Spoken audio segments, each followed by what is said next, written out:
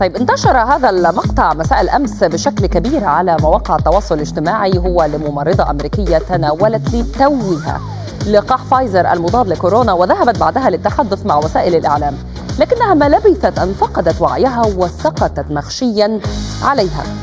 طبعا المقطع نشرته إحدى القنوات، وقالت إن اللقاء أجري بالتحديد بعد 17 دقيقة من أخذها للقاح. وتعليقا على الواقعة، قال مدير المستشفى الذي تعمل به الممرضة، قال إن ردة الفعل طبيعية ويمكن أن تحدث كثيرا مع أي لقاح أو مع أي حقنة، ولكن هذا المشهد لم يكن الأوحد الذي تفاعل معه الأمريكيون.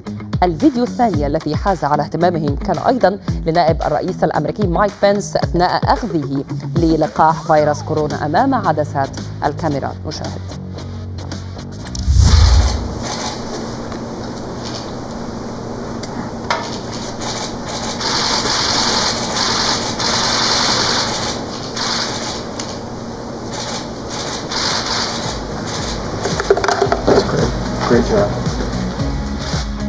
في نفس الوقت أعلنت الولايات المتحدة رسميا أمس عن إجازة لقاح موديرنا للاستخدام الطارئ ضد كورونا، ليكن بذلك ثاني لقاح تتم الموافقة عليه للبدء في توزيعه ضمن حملة التلقيح الكبرى طبعا حاليا.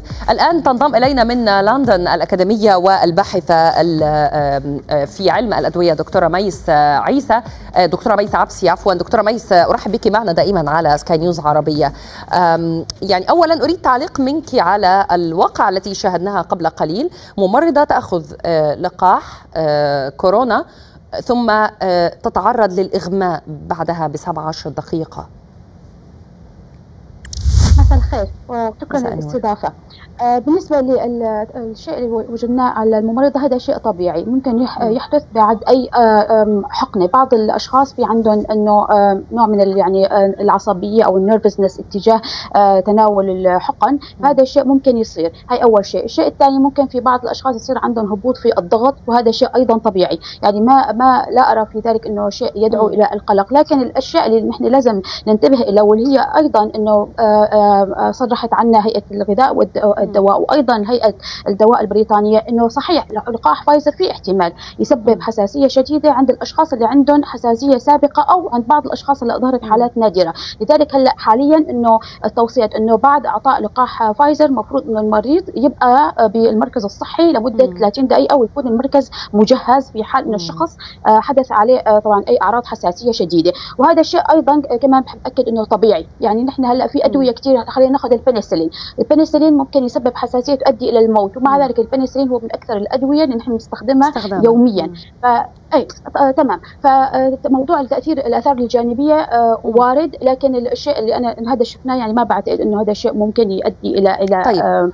يعني تخوف. ما في شيء. تحدثتي دكتور ميس عن أنه لقاح فايزر فيه يعني هذه المسألة أنه قد يتحسس منه متخذ اللقاح، ولكن ماذا عن لقاح موديرنا الآن الذي أخذ الضوء الأخضر للاستخدام؟ وهل ثمت فروق جوهرية بين اللقاحين الآن؟ سؤال جميل. هلا لو انطلقنا نحن من المبدا الاساسي العلمي، اللقاحين فعالين بشكل رائع جدا. لكن لو ناخذ بعض الجزئيات البسيطه بالفروق بيناتهم، اول شيء من ناحيه لقاح موديرنا من ناحيه اللوجيستيك، يعني يحفظ في درجه حراره الفريزر، وبالتالي راح يكون توزيعه اسهل واسرع من لقاح فايزر، لانه فايزر مثل ما بتعرفوا بيحتاج تبريد شديد كثير.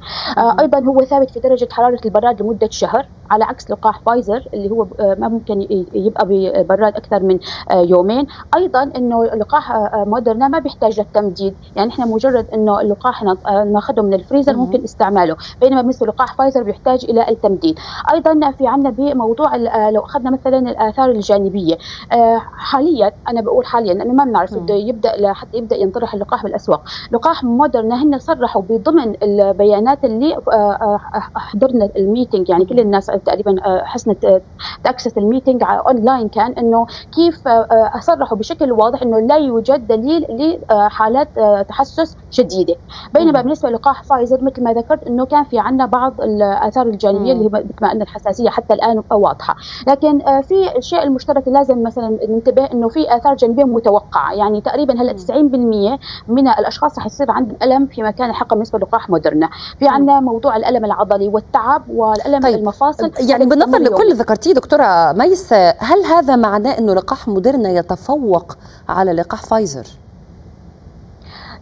إذا نحن حكينا على الأشياء اللي لها علاقة بلوجستيك التوزيع، نعم يتفوق.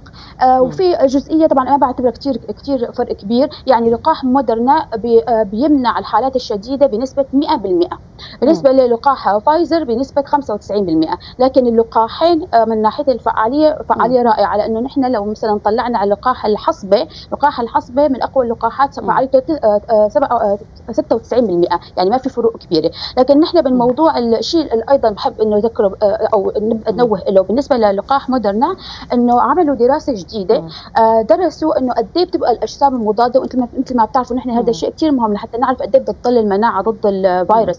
فعملوا دراسه وجدوا انه الاجسام المضاده تبقى فعاله وعلى مستوى جيد جدا حتى بعد 90 يوم من اللقاح. طبعا هي اللقاح هي الدراسه مدتها 90 يوم.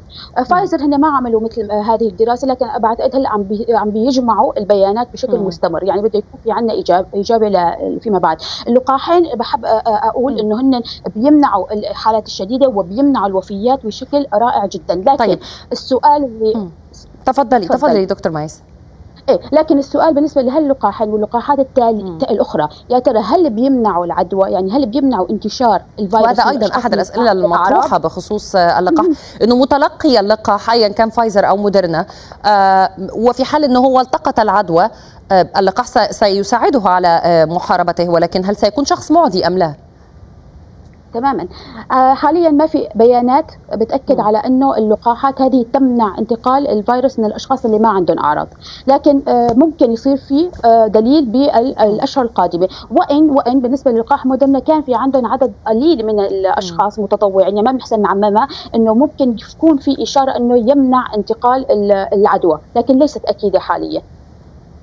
طيب سؤال أخير وسريع جدا دكتور ميس، هل هناك هل هذا شيء جيد أن يكون لدينا الآن لقاحان، وهل سنتمكن من الاختيار بينهما؟ يعني على أي أساس ينبغي أن نختار إن تمكنا من الاختيار؟ اكيد بالنسبه للقاحات بهالفتره نحن نحتاج الى اكثر عدد كبير من اللقاحات، ليس فقط لقاح موديرنا وفايزر، اي لقاح متوفر، لانه نحن من حاجه لنوصل لمناعه القطيع باسرع وقت ممكن. فبالنسبه لموضوع انه كيف طبعا السؤال اذا يتوفر لقاح موديرنا وفايزر ايضا لدول اخرى، لانه ناخذ بعين الاعتبار انه موديرنا هو حاليا من اكثر اللقاحات كلفه، يعني في عامل اخر بده يلعب دور في توفر هذه اللقاحات لكل الدول.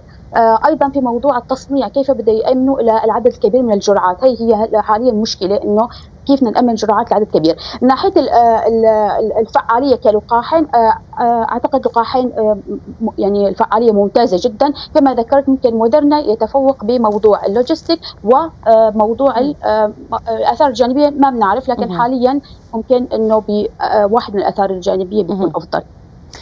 شكرا جزيلا لوجودك معنا من لندن الأكاديمية والباحثة في علم الأدوية دكتور ميس.